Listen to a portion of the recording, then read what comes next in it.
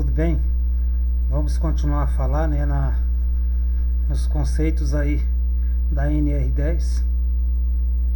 Nós estamos falando de eletricidade. Nós estamos falando da introdução à eletricidade de acordo com a BNT e a NBR. Nessa segunda etapa, nós vamos estar abordando aqui a programação e planejamento de atividades. Nós falamos anteriormente de como funciona a introdução à NR10, de como se domina-se como essa configuração de NR10, quais são os seus preceitos, o que o eletricista tem que fazer e como fazer. É claro que ele, dentro da sua qualificação, autorização, para que ele possa de fato exercer aí a sua função operacional. Nós temos uma programação dentro de um projeto de construção de obra à parte, ou construção de redistribuição aérea urbana ou rural. Nós estamos fazendo uma tratativa aqui de construção. Eu não estou falando de eletricidade voltada aí à indústria nem residencial, nós estamos falando de construção, de redes de construção aérea, que é aquela que é feita para que possa gerar, consequentemente, ao cliente final, a energia elétrica. Então nós vamos falar de planejamento, programação, planejamento e atividades. E dessas atividades nós vamos estar falando da análise de risco. Essa análise de risco precisa, primeiro, prevenção dos acidentes.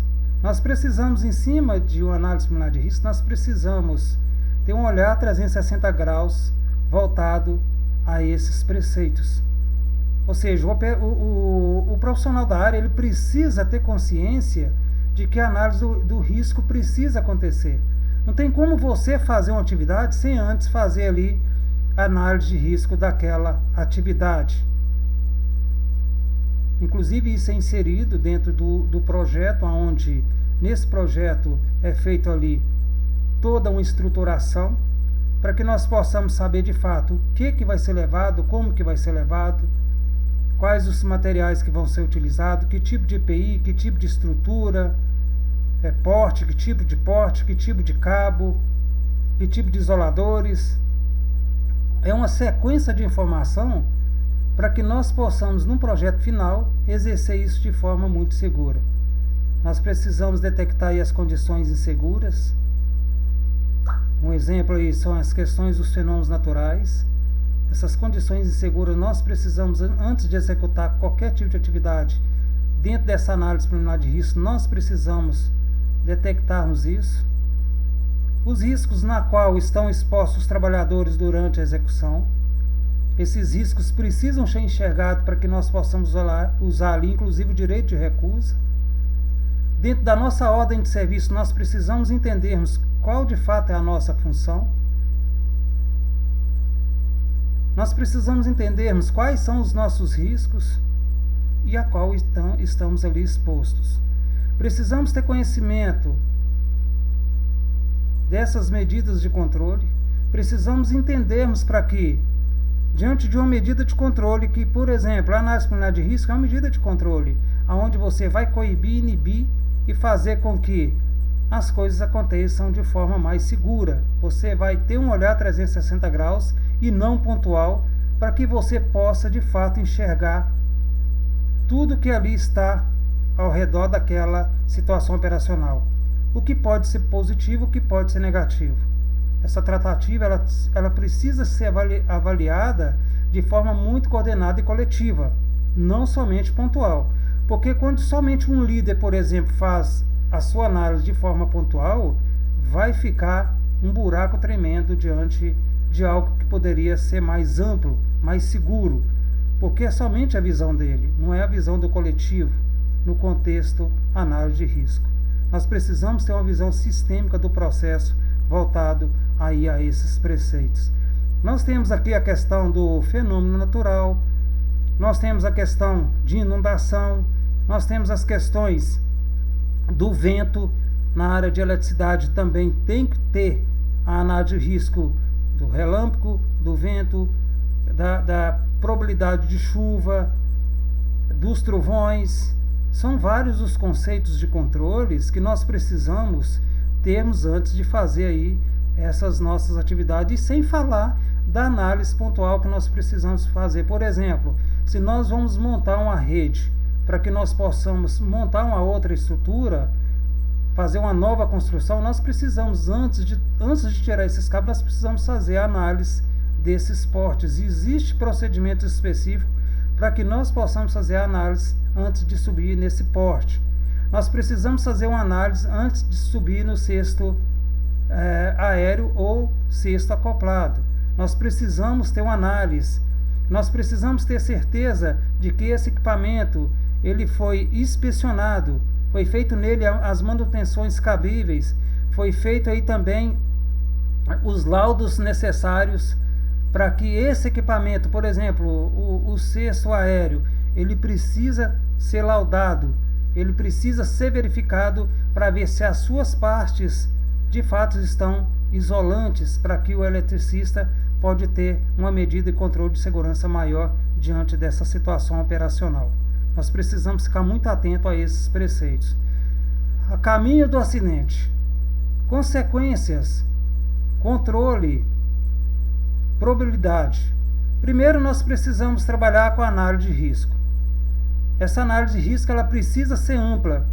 Para que nós não caminhamos para o acidente, a análise de risco ela é primordial e essencial para que nós possamos, de fato, eliminarmos de vez o acidente. Segundo, conhecermos os nossos procedimentos, fazer inspeções de segurança, seja o técnico de segurança, seja o RT, seja o líder, seja o supervisor, seja o eletricista, seja até mesmo auxiliar, precisa fazer essa inspeção de segurança antes de fazer qualquer tipo de atividade, para que ele possa ter certeza de que a sua atividade será executada de forma perfeita, sem acidente. Por exemplo, o eletricista tem que fazer inspeção do seu cinto de segurança, do seu trava-queda, do seu talabarte, da sua linha de vida, de tudo aquilo que envolve a sua escalada até chegar à altura para que ele possa fazer ali a sua atividade em rede ou em desmanche de rede, um exemplo. Então nós precisamos, todos envolvidos dentro desse processo, precisa fazer toda essa análise, precisa cumprir com os procedimentos, precisa fazer a inspeção e precisa de fato ter a supervisão. O tempo todo essa supervisão precisa ser feita para que, de forma coordenada, as coisas aconteçam de acordo com o conhecimento de cada um dos seus profissionais dentro das suas funções. Supervisor, compete a ele, de cada equipe, a responsabilidade direta pela realização das tarefas livres de acidente do trabalho. Veja bem, o supervisor ele tem que ser imagem e semelhança de uma situação como essa. Se ele é exemplo de segurança, com certeza os seus subordinados eles vão fazer aquilo que ele de fato representa. Porque não adianta nada eu, na condição de supervisor, na condição de coordenador ou gerente, ou de gerenciador daquele processo, não adianta eu falar se eu não vivencio aquilo que eu falo. Então é muito importante que o supervisor precisa ter esse entendimento. Este deve, claro, planejar de forma cuidadosa o serviço de forma a garantir que todos os métodos e procedimentos de segurança sejam adotados para o controle efetivo desses riscos, para não haver, é claro, o acidente. Precisa-se cada vez mais, todas as vezes, nós precisamos ter uma reunião. Essa reunião, antes da análise preliminar de risco, nós precisamos fazer uma reunião, trocar ideias, verificar o projeto, para que nós, de fato, possamos saber o que nós vamos fazer na nossa análise preliminar de risco, até chegar à construção da obra à parte, a construção da obra civil, a construção em todos os aspectos. Procedimentos úteis antes de iniciar as atividades: visita ao local, comunicação, informação das instalações e metodologia do trabalho. Como que vai ser essa comunicação? Ela está acontecendo? Um interlocutor está falando com outro? O eletricista está falando a mesma linguagem do encarregado? O encarregado está falando a mesma linguagem do supervisor? O supervisor está falando a mesma linguagem da autorizante, que é a concessionária que autoriza o serviço? As instalações estão adequadas não está colocando em risco